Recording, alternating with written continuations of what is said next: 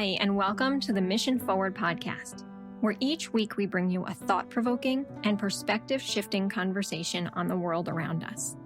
I'm Carrie Fox, your host and CEO of Mission Partners, a social impact communications firm and certified B Corporation. As we come to the end of this season, I want to preface this episode a little bit differently. Mia Birdsong, like many of our guests before her, is a truth teller and a thought provoker. Actually, not just a thought provoker, but a deep thought provoker. And it's why I so love and respect her. She will make you think and make you stew on things about your own lived experiences that you may have previously taken for granted. So the combination of her and Natalie Burke in this episode is very powerful to take in. If you identify as white, this episode will make you think more deeply about your whiteness, including how you show up and how much needs to change in our collective actions, behaviors, and norms to dismantle the power dynamics in our racialized society. The conversation may sit with you in ways that you are not expecting. I ask that you let it soak in. The depth of white supremacy in our society is something that white folks, me included, have been able to take for granted most of our lives because we haven't felt the effects of racism in our day-to-day actions. Haven't felt it the way Linda Villarosa talked about from a racialized trauma perspective earlier this season. Haven't felt it the way Andre Banks talked about from a voter suppression perspective. Have not felt it the way Natalie talks about in everyday life. As a white woman, I have largely been able to go about my life without an ever-present understanding that racism is all around me, embedded in the systems and the structures that have allowed white people to hold power in every aspect of American life. And yet, as Natalie says, power is the ability to define reality for yourself and others. I could choose to ignore the power I have, or I could try intentionally every day to disrupt it through the actions I take on, the work that I do, and the community that I maintain. In today's conversation, you will hear me learning to disentangle nearly everything from the first half of my life in an effort to become a more evolved human for the rest of my life. I won't always get it right, but today's conversation with Mia is another example of how we as white folks need to keep trying, keep advancing equity, and not stand on the sidelines while we wait for the real work of equity to be done by others around us. So hang on.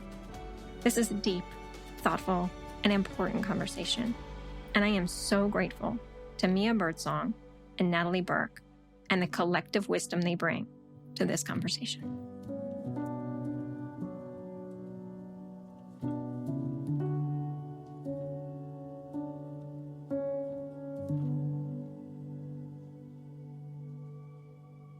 Mia, thank you so much for taking some time to be with us today. I am so excited to be able to have this conversation with you and with Natalie about community, because as folks who are listening to this season know, that is what we are focused in on. And I can think of no one better to talk about community with and what that means and how we reclaim it to the book that you wrote, How We Show Up, Reclaiming Family, Friendships, and Community, how we reclaim that community post-COVID in this strange time that we are in, and the opportunity I think we have to reclaim it. So, Mia, I wonder if you could get us started by just giving us a bit of background on you and your work, and then we'll get into our conversation from there. Sure. This is always a funny question to answer. So I feel like the work that I do is about our social contracts and how we illuminating the fact that they are misaligned and then thinking about how we realign them.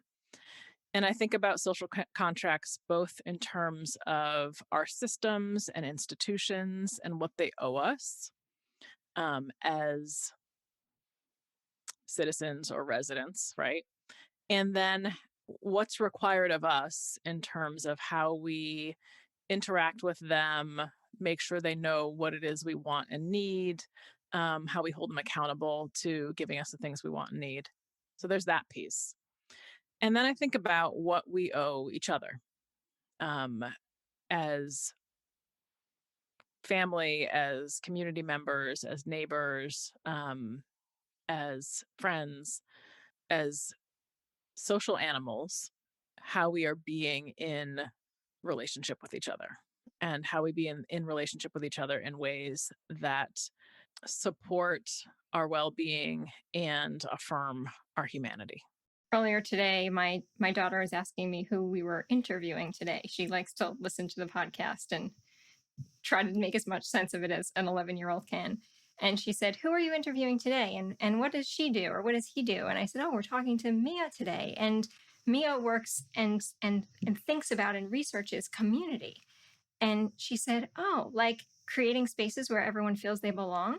Oh, yes. See, the babies know. The babies You know. got it. You got it. I feel like so much of what I think about is how do we create a culture of belonging, right? Whether it is as a nation or in our organizations or in our, cities or neighborhoods, like what is required in order to create a community or a culture of belonging. Yeah.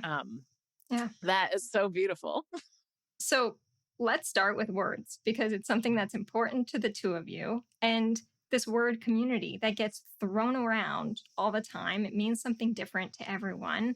When you think community, you've already started to talk on this, but think a little bit more about what that means when you say it or when you hear it. And then, Natalie, I'd love you to chime in there too. It's a word that has clearly been co opted to imply something that is a lie, right? When I think about, you know, community on Facebook, for example, I'm like, these millions of people don't know each other. Like, that's not a community.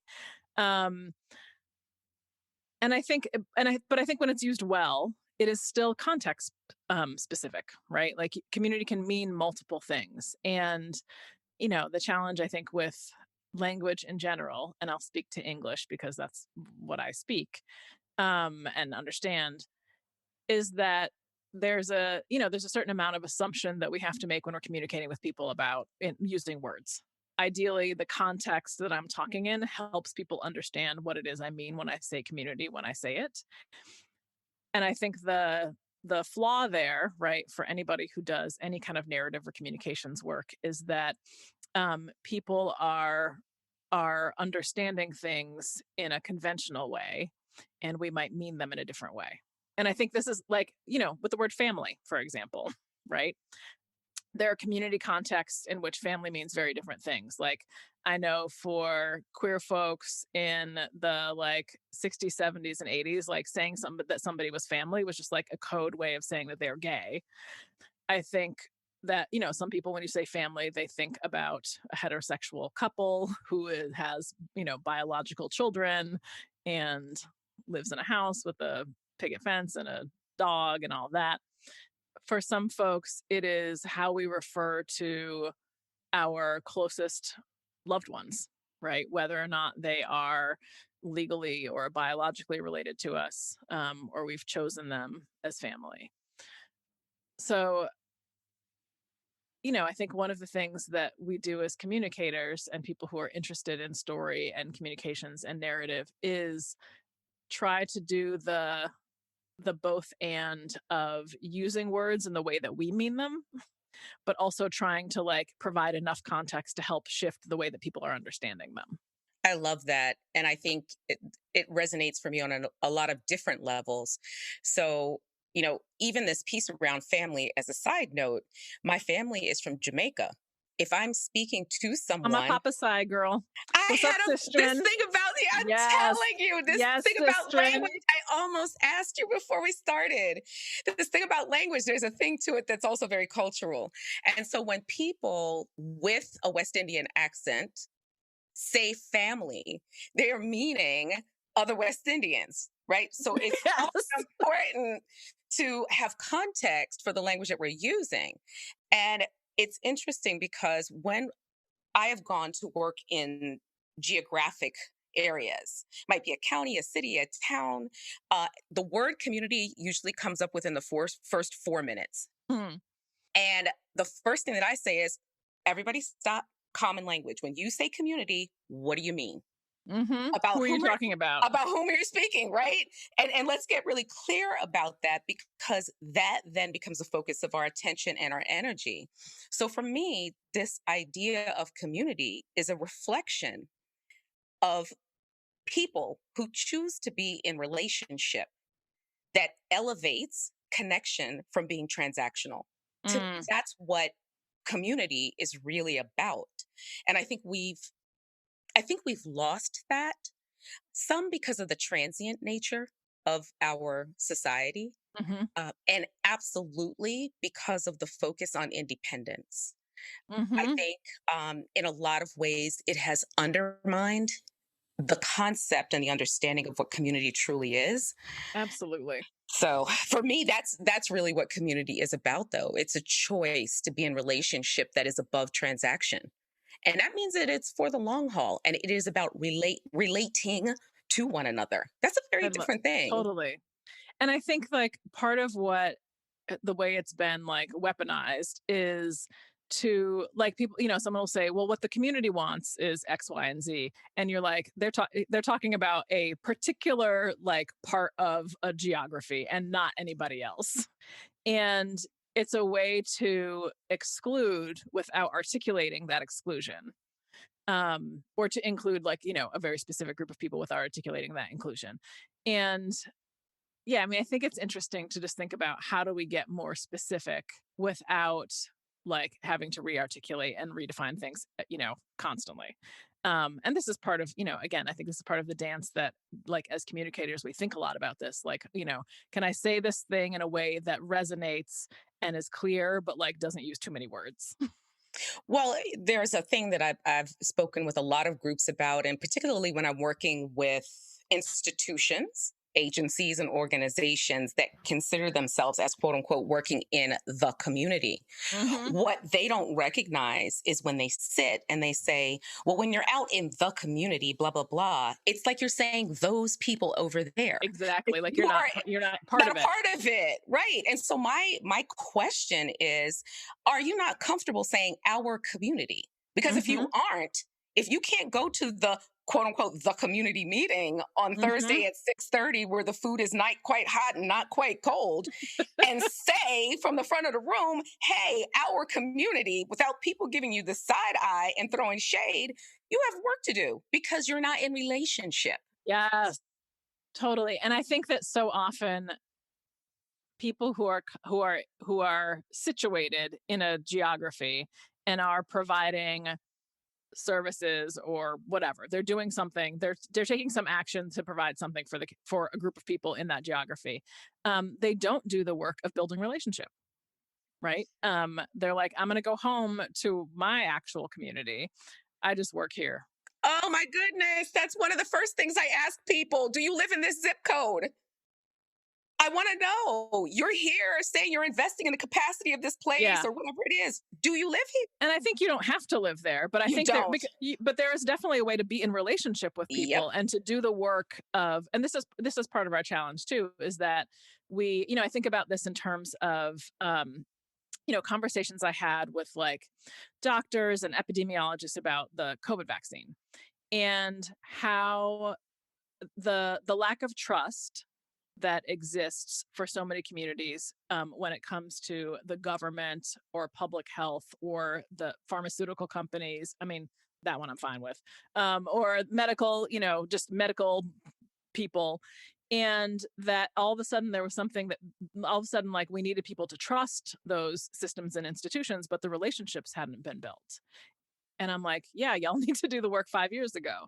And then I was like, so knowing that we're going to have another pandemic, like, what are you doing now as you're like, rolling out vaccines and trying to figure out how to be in relationship with people? Like, what are you doing right now? It can't be like, we want you to get this vaccine.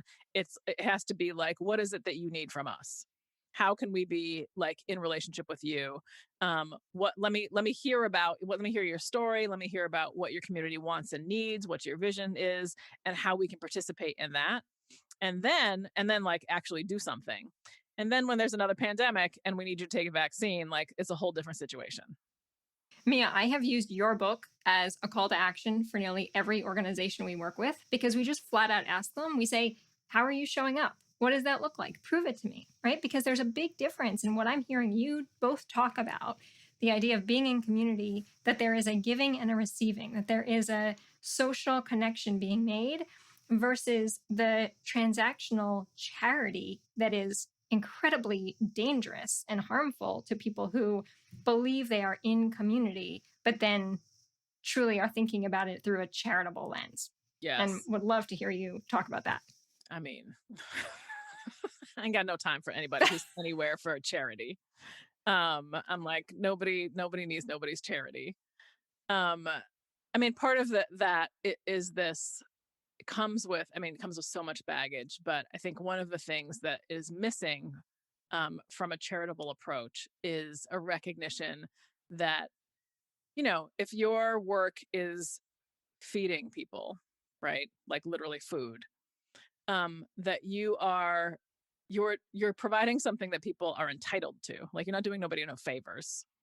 And that the work that you're doing ideally is correcting like hundreds of years of historical wrong, right? It's not you're not doing something nice. You're not doing something to like win points with your God. You're doing something that is meant to like balance a scale that has been off for a long time. And I think people often engage in that kind of work because they want to feel good about themselves. And like, let's be clear, like I want to feel good about myself. Like I want to be making choices that are in alignment with my values and living inside of my integrity. Like that's what makes me feel good about myself, but not in a way that's like I'm going to pat myself on the back because now this person has like one meal. Yeah. Like that's not interesting to me. Right. And what it does is it actually reinforces the status quo. It reinforces the power dynamics. It keeps things as they are. It keeps people disenfranchised. It keeps people from being able to walk through the world based on their own self-determination. And it keeps people who have power. It allows them to maintain their power while making them feel good about the fact that they gave somebody a sandwich. The issues that you're talking about are hundreds-year-old issues, right? They are not going to be solved in the near term. You talk about it as being generationally, right? You've got to think really long term about the actions we take now and how it will make an effect down the road. But I'm still going to ask you both to think about what have we seen in the last year that has either helped or deterred us from moving toward a more balanced community and society. And let me clarify. So I feel like this work is generational, but the work that I'm talking about is culture shift, is like the eradication of white supremacy and patriarchy and capitalism, right? That's going to take a minute. That does not mean there are not actions that we can take immediately that have material impact on people's real lives and that allow us to evolve as humans and become more liberatory in our thinking and feeling and our behavior. So I want to make sure that that nobody is going to walk away being like, oh, we don't have to do nothing now. Yeah. It's going to be like, in 100 years. No. Right. No, we hear you and we reinforce that there is a lot that the folks who are listening, that everyone that we can and should be doing right now. One of the things that I feel like the pandemic did was just like Adrienne Marie Brown talks about, like pulling back the veil, right? Like it just has made a truth about our connectedness and our independence, about the inherent uncertainty of human life or of any life, of anything, about our vulnerability. It just has made it like very clear to, and there are a lot of people who that awareness they had that before, but it's made it much more clear to more of us. And I think that the landscape of the pandemic was one that when George Floyd was murdered, and we're recording this the day after the anniversary of his murder, when the pandemic, like I feel like there all of a sudden we had already been kind of made aware of the ways in which we're connected. That a virus can travel across the world in a matter of weeks makes it very clear that we're deeply connected. We also were being made aware that, like, if a farm worker can't safely harvest food, like, we ain't gonna eat. If nurses don't have the equipment they need to keep themselves safe, right, then they're like sacrificing their lives to take care of us. So there's this way in which we were just made much more aware of our interconnectedness, and I feel like that laid a particular kind of ground so that when George Floyd was murdered, as compared to like all of the other times that we have witnessed Black Death, there was a greater sense of connection to that from people who hadn't previously felt any connection to Black people being murdered. And I think that the outrage and the fury and trauma of that was felt much more widely than it would have been if it hadn't happened during the pandemic. And I think that as more of us get vaccinated, as municipalities and states start to pretend that the pandemic's over and we can go out and, like, go back to normal, I'm doing air quotes, I think that there's a pull, right, to what's familiar. But I do think that more that there's a greater number of people who are now, their eyes have been opened and they are now part of the work to create justice in this country, and they weren't here before. And I'm grateful that they're here. And of course, it makes me sad the way that they had to get here, but that's always true. I think as I was listening to you, a couple of things really jumped out for me. I think during the pandemic, people disconnected from some things that I don't even know that we knew we were so connected to. I think about even my clothes, my the way that I would dress on a daily basis, and the fact that I now have a uniform of black yoga pants from Target. I have 23 of them now. This is all I do from the waist down, type of Leopard thing. print yoga pants, that's what I have. And there it is, right? I mean, we disconnected from our offices and this idea of an office, and sort of being locked and tethered and connected to this space. And we've figured out new ways to connect. And I think some of those things are positive and some of those things are absolutely negative. And I think the long-term consequences about all of that remain to be seen. But in this idea of connection, um, certainly has to do with relationship, but also connects to this piece about interdependence. Mm. So the brain scientists say that human beings are hardwired for fairness, and they believe that it has to do with how early humans lived in small groups that were highly interdependent. And my survival was dependent upon your survival. And so for that part of our brain to fire up, interdependence may well be a bit of a prerequisite. And what have we done? We've actually designed a society that is increasingly independent, not interdependent. We've actually thought of interdependence as being a negative thing. We've put people down who choose to live in that way, and in some way try to make it seem as though they are weak or less than. And in fact, one of the reflections I've had that I shared with Carrie before, during the pandemic, I've never been a DoorDash kind of person. It's just not my thing because I travel a lot and I'm doing other things. That's not a way for me to think of food.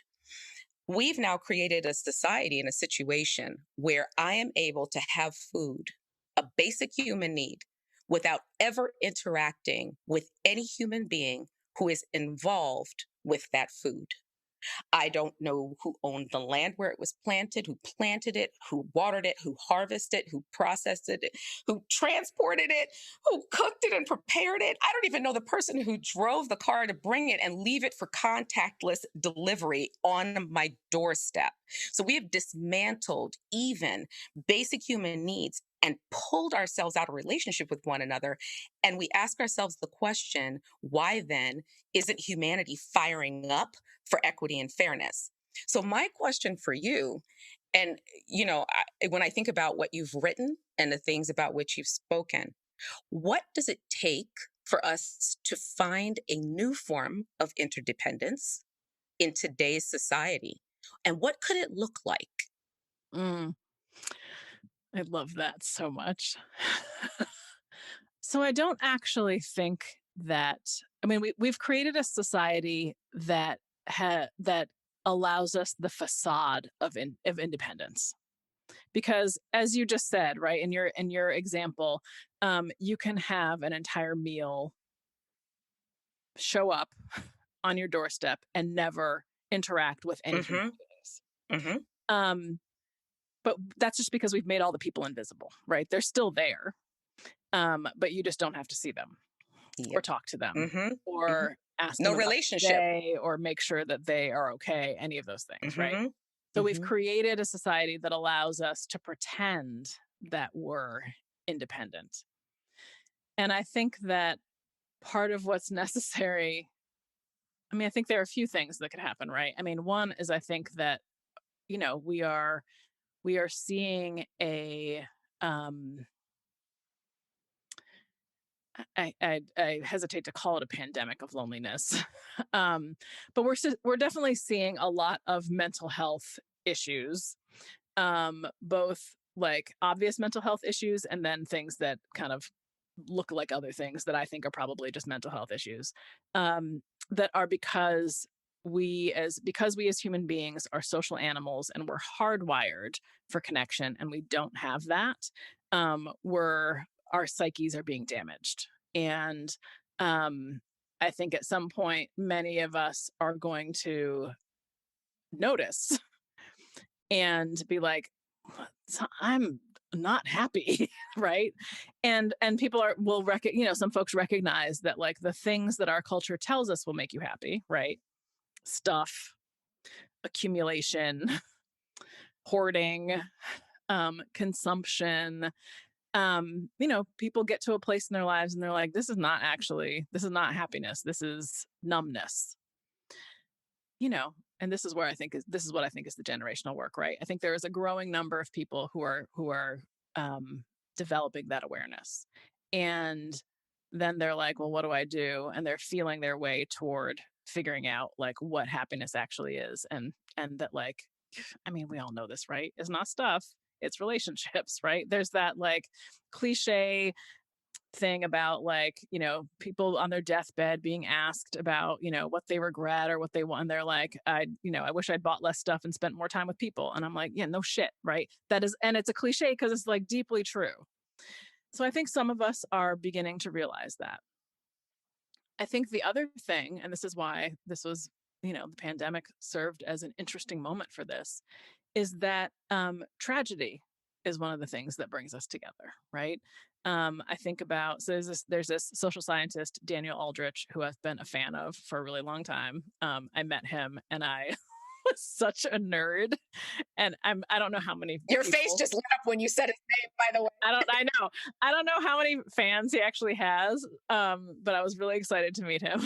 um, and part of what he studies is social capital and disaster.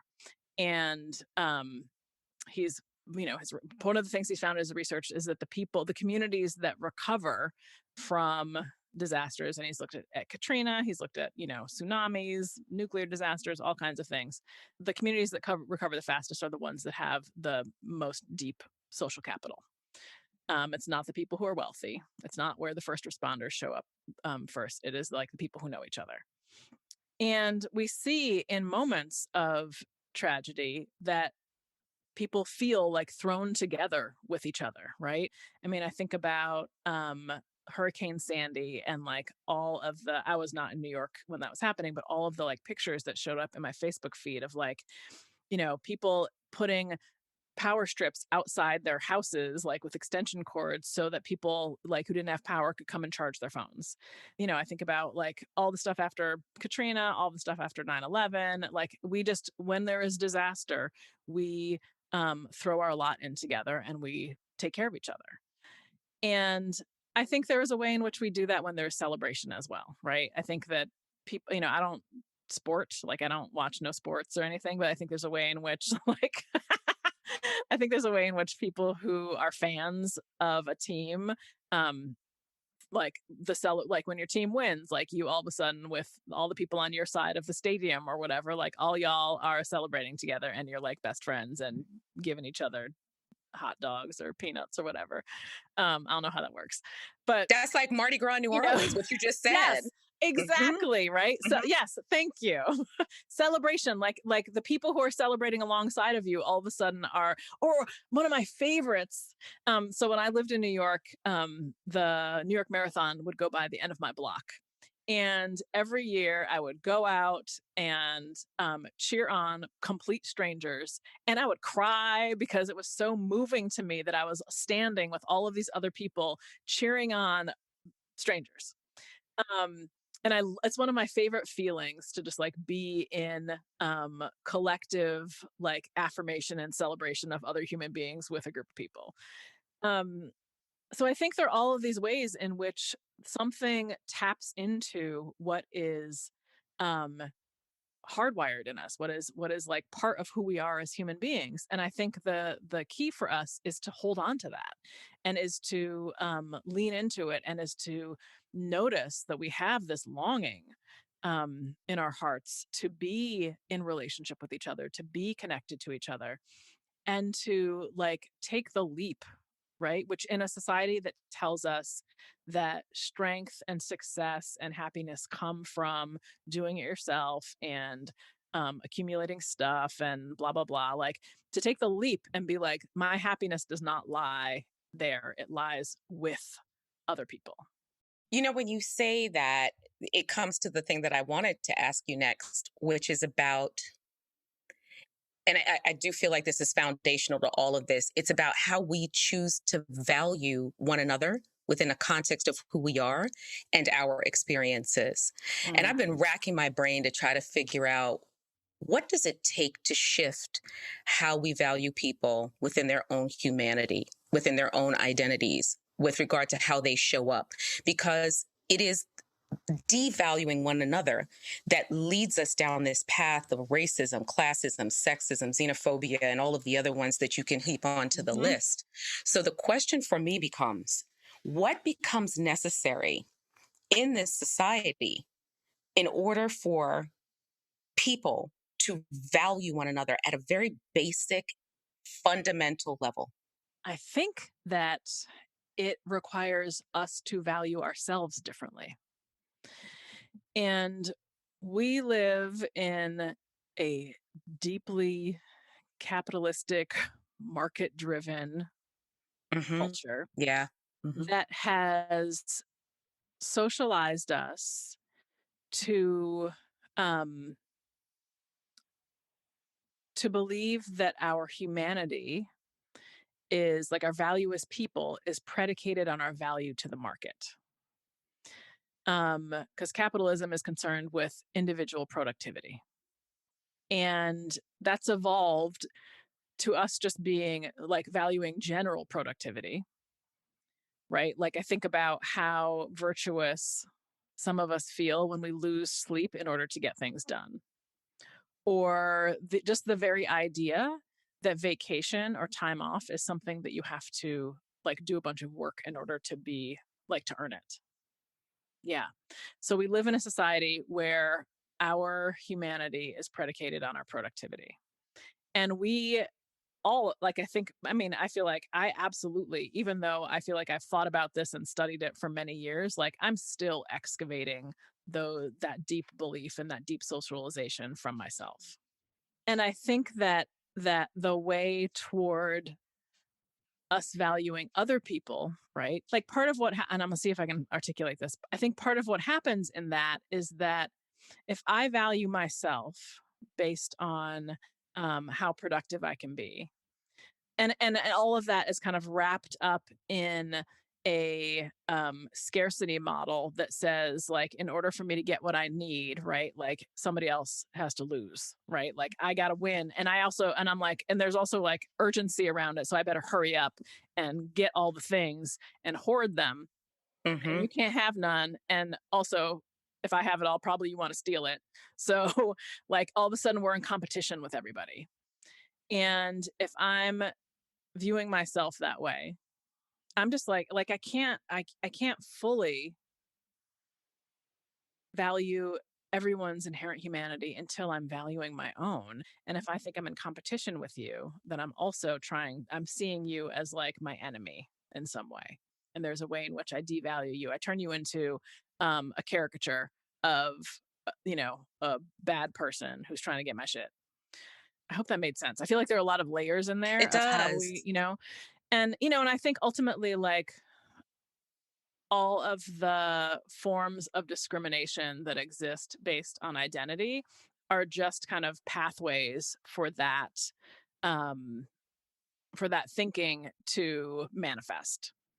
And we just like figure out a whole bunch of ways in which we are going to not be the other and be separate from and be part of something else, right? So, I mean, I think about how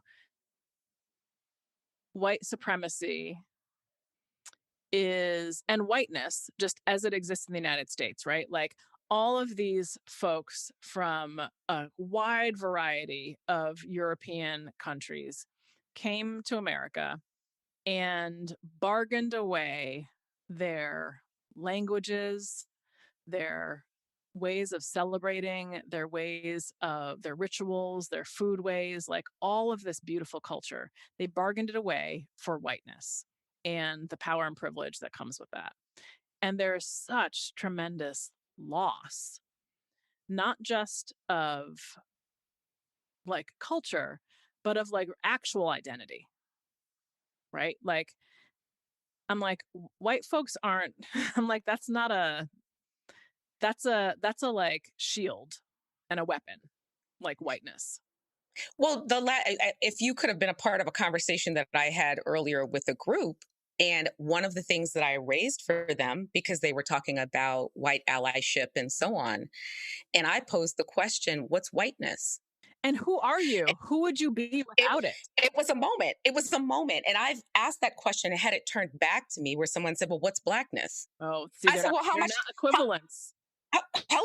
though. They are not equivalents. And my question was, and how much time do you have? Mm-hmm. Because I can riff on that for the next 6 hours straight. I'm very clear and how those two things relate to one another and how they define each other and who I am within the context of my many identities. I'm really clear because this society and this world makes sure I'm aware of it every single day. So I've been processing blackness for as long as I can remember. And part of it is that whiteness is like part of the existence of whiteness was it was a way to create a culture of belonging that was specifically about exclusion and assimilation.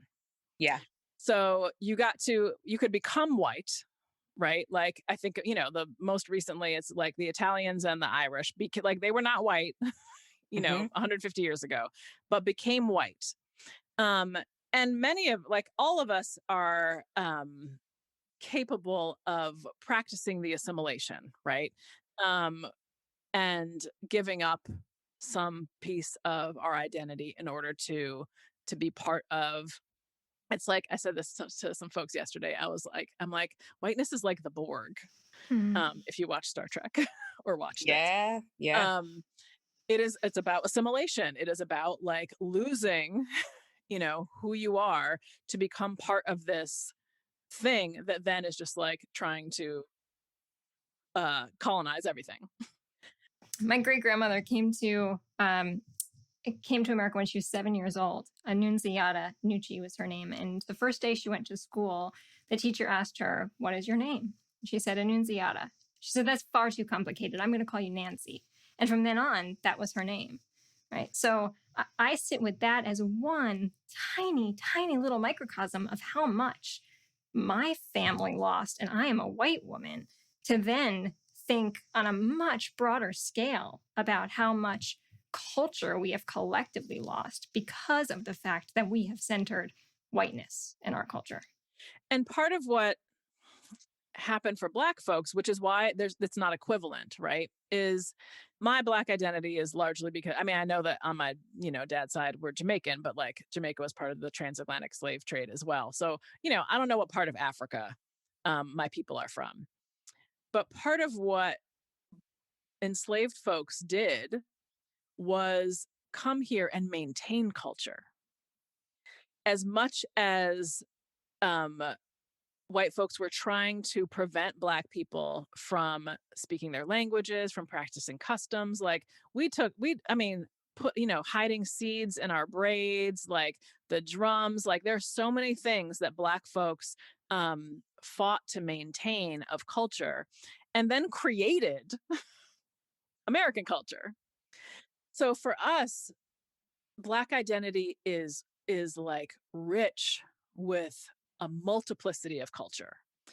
We have foodways, we have ritual, we have like all of these things that we have figured out how to maintain, despite being stolen from our home. And that's part of why I'm like, whiteness is not the same thing. Like, it's not the opposite of Blackness. It's not like an equivalent. They are not the same thing, because Blackness as an identity is not an identity that is about assimilation. Like it is like the diversity of Blackness is massive. I mean, I have this like, my little white passing son and my father who was like a deeply dark man, right? Like with like and that's just skin color. Like then there's the diaspora, right? Natalie and I both have the West Indian bit. There is the Southern part. I mean, there's so many things in Blackness. There's a richness there. And this is why when I think about culture and how important it is for white folks to find culture for themselves and not steal it from other people. But it is because like having culture is part of how we figure out like belonging, right? Belonging is like partly it's about like being of a people, being of a place, being of ritual and of history, right?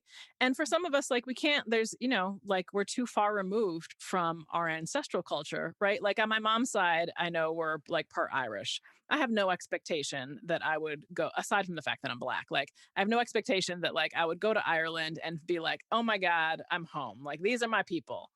So part of it is that white folks need to do the work, which is painful and hard, but of like figuring out how to create culture. And one of the things I think about when it comes to anti-racism is that people who are actively white supremacists have culture. They have music, they have lexicon, they have ritual, they have clothing they wear, they have, ways they bury their dead, they have ways of gathering, and they are doing this collectively. I'm like, white folks who are doing anti-racist work need to be creating a culture of anti-racism. And I feel like the only one that I'm aware of was like the hardcore music that came out of DC in like the 80s. There was like this anti-racist like flavor to it. And as it spread across kind of the East Coast, there was like anti-racist hardcore musicians who were white. I'm like, y'all need, like, I don't know what it looks like, but I'm just like, that is what I'm so excited about, is for white folks to start to create a culture of anti-racism that allows them to hold a culture, right, that is not about white supremacy. And I think in that is where white people begin to understand the tremendous joy that exists in doing anti-racist work. Because I think for so many white people, it is painful and uncomfortable and exhausting. And it's not that it's not going to be those things, but I think if you can't find the joy in it, that you're missing out. And I think that the joy has to come from doing that work with other people and building culture around it. Right. So I don't know how we've gotten this far, but we're coming on to an hour and we have a half an hour show and we're gonna play the whole thing. Mia, I cannot say how, I can't even find the words to express how much I have just loved being in this space with you and getting to hear your voice again and listen to you again. I have missed you all of these years. And Natalie, thank you so much as well for joining today and being part of this important conversation. I appreciate you both so much. Thank you. Thanks for listening to this episode of Mission Forward. Wherever you are along your equity journey, I am hoping that Mia's words rang true to you. I'm thinking about how many rooms I've been in, how many conversations where folks talk about how hard and how uncomfortable the work of equity building and anti-racism can be. But at what point will we be in a position to celebrate the work of equity and anti-racism and to build a new culture around it, as Mia suggests? It is not by accident that we chose to release this episode just days after the 4th of July, the day we celebrate America's independence. It seems like the right time, the best time, to instead start celebrating our interdependence. There's a lot of work that needs to be done to right the wrongs of this assimilated society we are in. But what if, as Mia raises, there could be a new white culture of anti-racism, one that is joyful and moves us closer to a state of true interdependence and celebration of all people, not a competition between people. We can choose to be good to one another. We can choose to be our brother's keeper. Or we can choose our own self-interests, as American culture has too often told us to do. What will you choose? That's a lot to think on and stew on. If it left you curious about more, drop me a line. I am ready to keep this conversation going, and I hope you are too. Mission Forward is produced with the support of Nimra Haroon and the Mission Partners team. Engineering by Pete Wright. Music this week is Believer by I Am Daylight and Roots by Josh Leek. Thanks for your support.